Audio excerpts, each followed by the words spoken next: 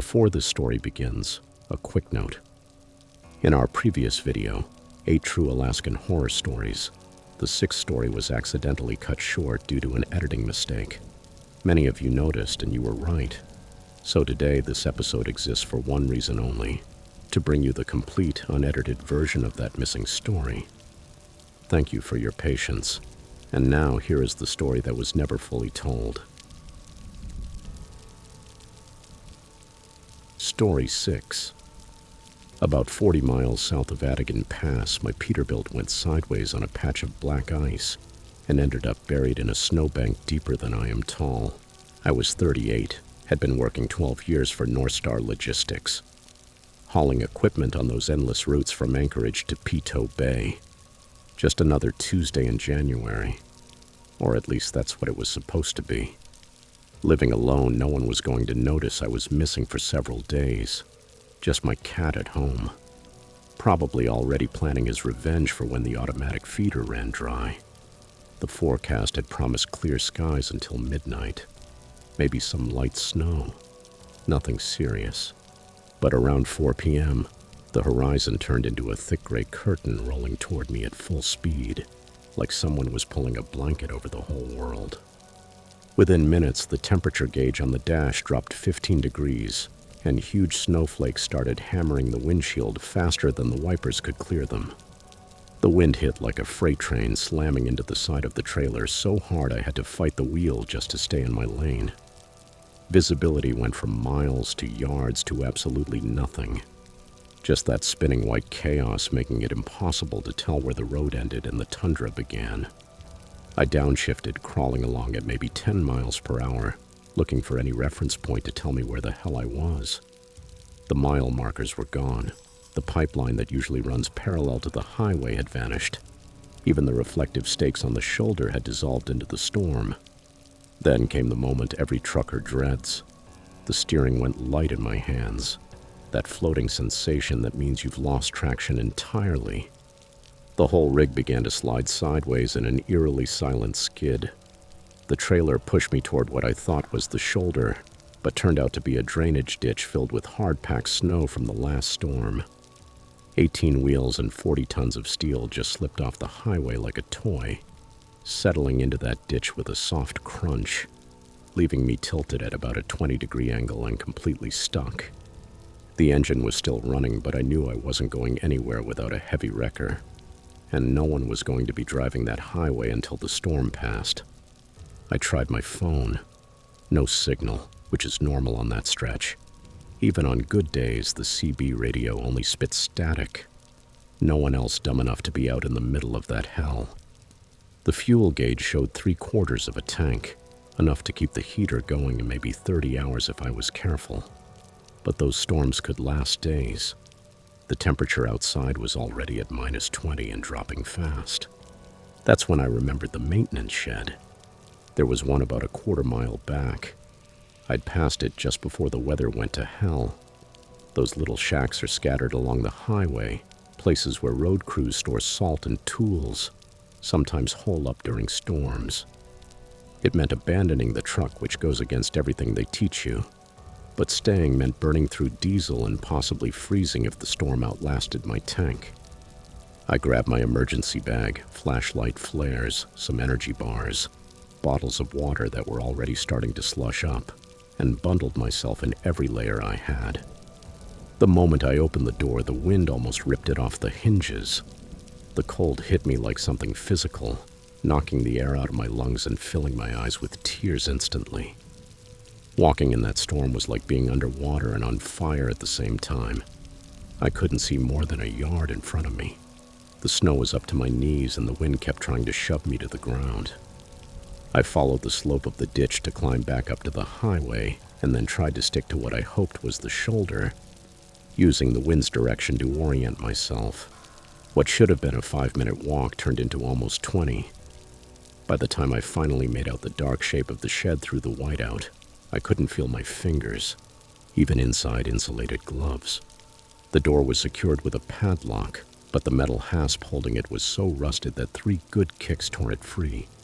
I basically fell inside, slamming the door behind me and collapsing against it. grateful to finally be out of that howling wind. The flashlight beam cut through the darkness, revealing a space about 12 feet by 8, corrugated metal walls that vibrated with every gust. There were shelves along one wall with bags of road salt, a couple of rusty shovels, and a broken spreader. But what caught my eye was in the back corner. Someone had set up there. A thick moving blanket spread out on the floor, still relatively clean. Next to it, a neat pyramid of empty soup cans, maybe 15 or 20. The labels faded but readable. Campbell, Progresso, store brands.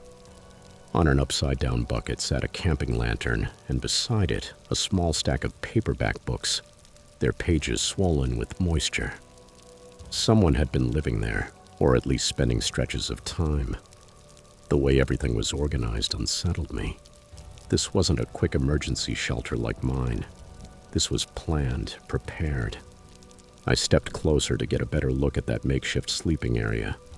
That's when I saw the walls.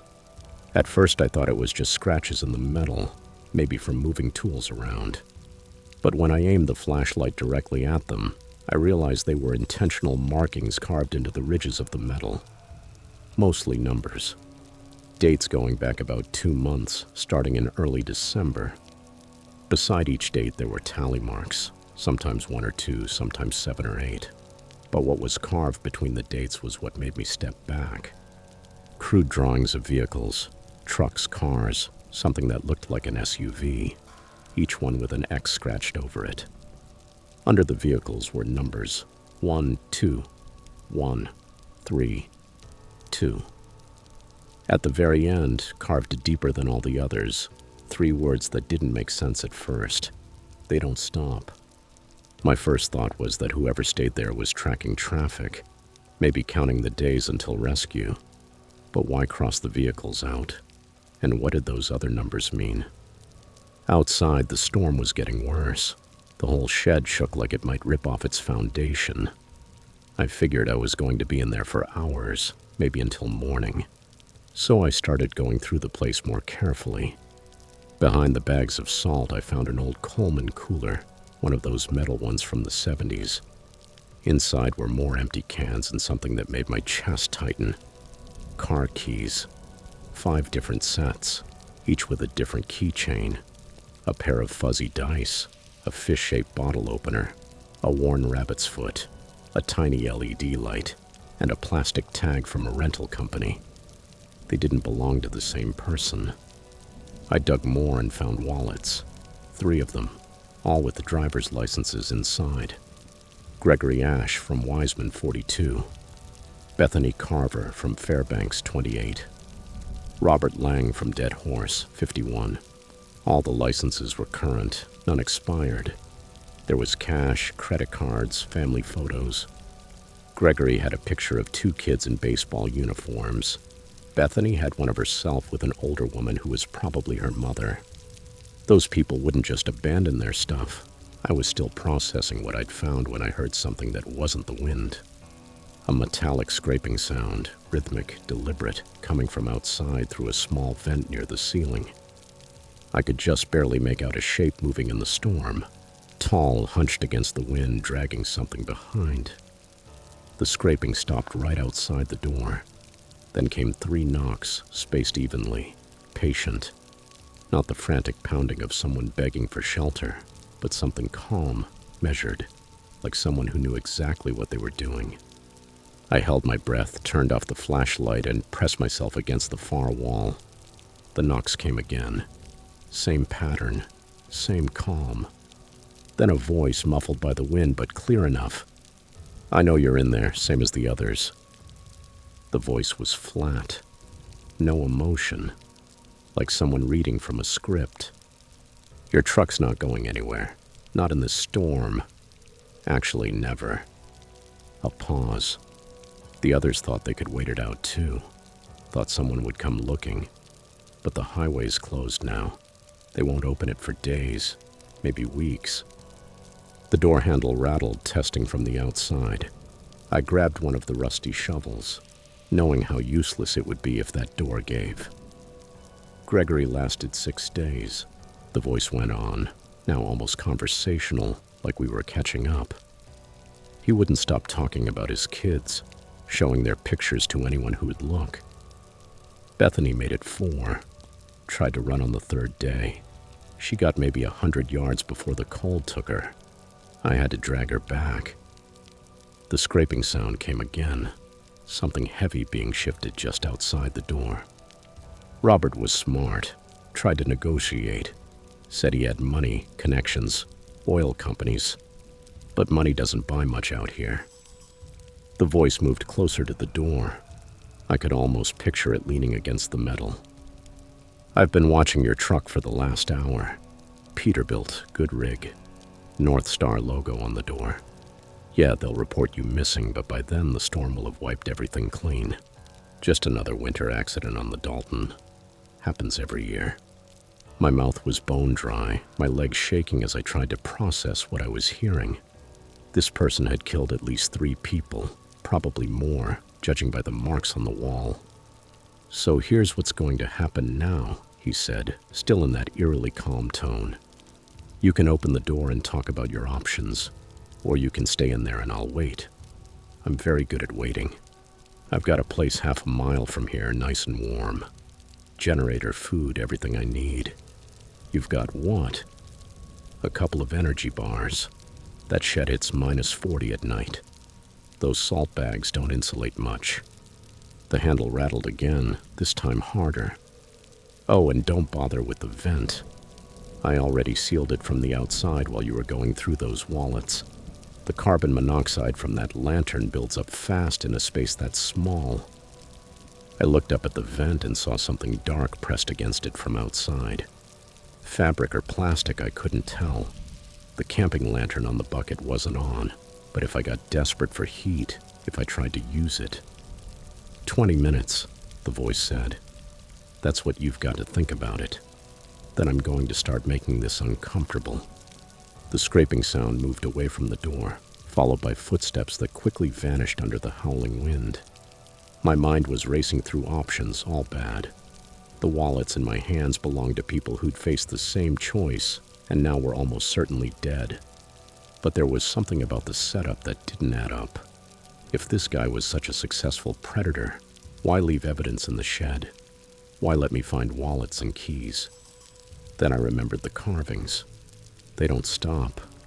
Maybe those weren't the victim's words. Maybe they were his frustration.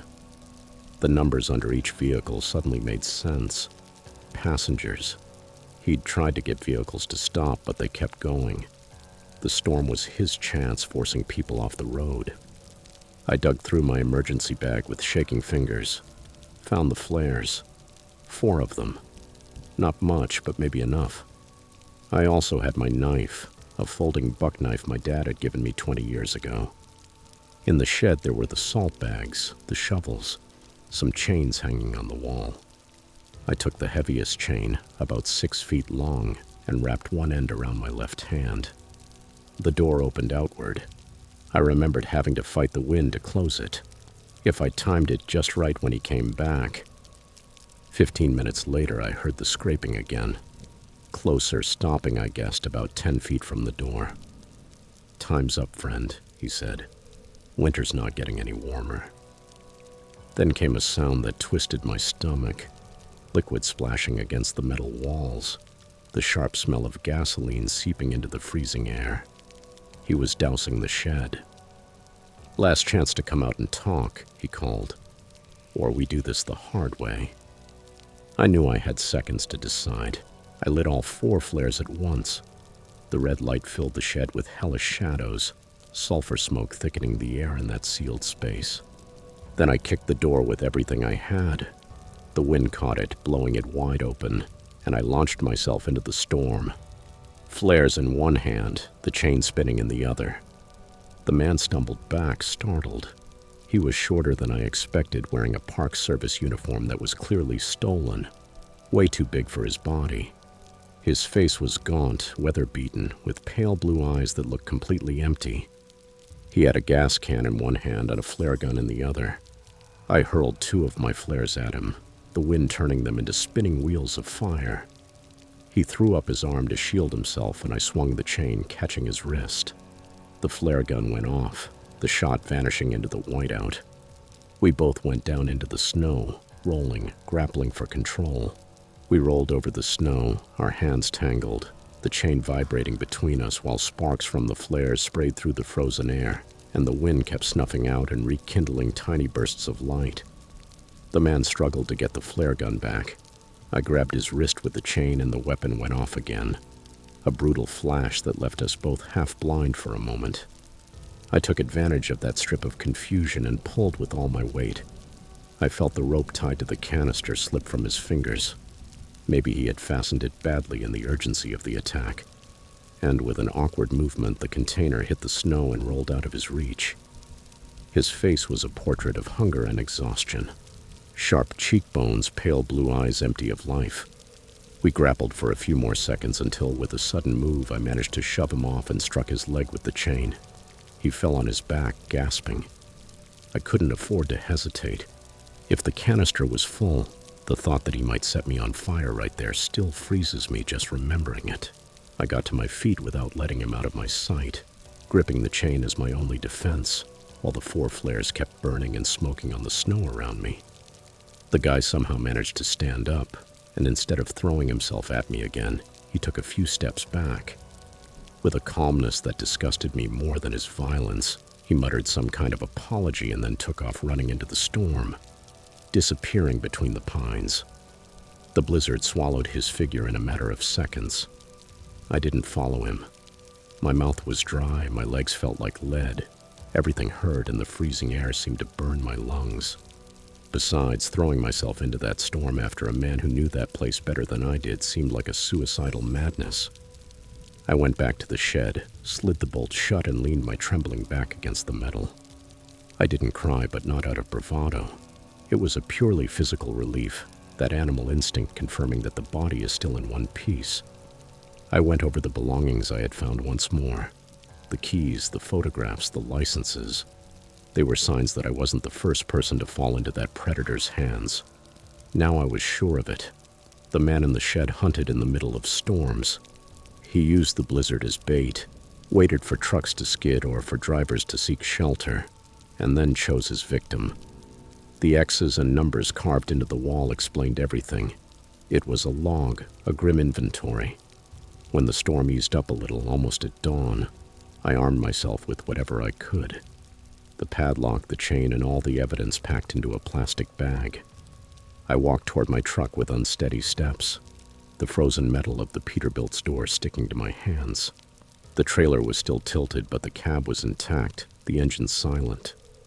I turned on the heater and sat there for a while, listening to my own heartbeat, until the light began to break and visibility improved. Before leaving, I tied a message to the shed door, using what little courage I had left. Don't let him in. Call the troopers. There is evidence here. The snow erased my footprints almost immediately, but what he had carved into those walls wouldn't fade so easily. I drove back toward civilization with trembling hands and raw nerves. As soon as I reached a station with signal and radio, I called my dispatch at North Star. They notified the police. When they returned with the patrol cars, they collected the evidence, the licenses, the keys, the marks on the wall, and they took samples from the shed. I couldn't stay long. My truck needed to be pulled out of the ditch and my job was calling. But I handed over everything I had found and recounted, with a rough voice, what the man had told me through the grate. The names, the days he had kept each of them, everything. The investigation confirmed disturbing things. One of the officers who took my statement admitted they were reopening disappearance cases that had occurred along that same stretch of highway in recent months. They believed someone had been taking advantage of the storms for some time to attack isolated travelers, truckers, lost tourists, stranded drivers. They buried the shed with more care than I had imagined, not to hide it, but to preserve it exactly as it was until the forensic unit could examine it, and took all the evidence with them. I never found out if they managed to catch the man.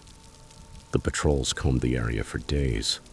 I heard rumors of searches, dogs following tracks that vanished in the blizzard, remains of campfires where someone might have spent the night. They told me they sent the evidence to several offices and were comparing it with reports of stolen vehicles and missing persons. But the police process is slow, and I had to keep going with my life. Routes, deliveries, the responsibility of my work. I went back to driving because that's what I do, but something inside me cracked. Since then, every time the first snow falls, a hollow opens up in my stomach that wasn't there before. The road, which used to be a natural part of my trade, turned into a map of threats. I changed my habits. When the weather is bad, I avoid traveling alone. I park the truck near official shelters, and I never go near solitary sheds under strange circumstances. Years later, when people ask about the names in the photos I found, Gregory, Bethany, Robert, I think about their faces and about how they probably weren't the first or the last ones the storm claimed with the help of a hunter hiding behind a grate. I regret not having been able to save them, but I also know that if I hadn't fought and lit those flares as if my own body were a beacon, I might not be here telling this story. I still keep the chain in the glove compartment, wrapped in a waterproof bag, not out of revenge, but for what it stands for. In places where nature strips you of any protection, there are others waiting with the worst intentions. And in those moments when the world shrinks to 4 flares and a door holding out against the wind, instinct and the will to live are the only real weapons you can rely on.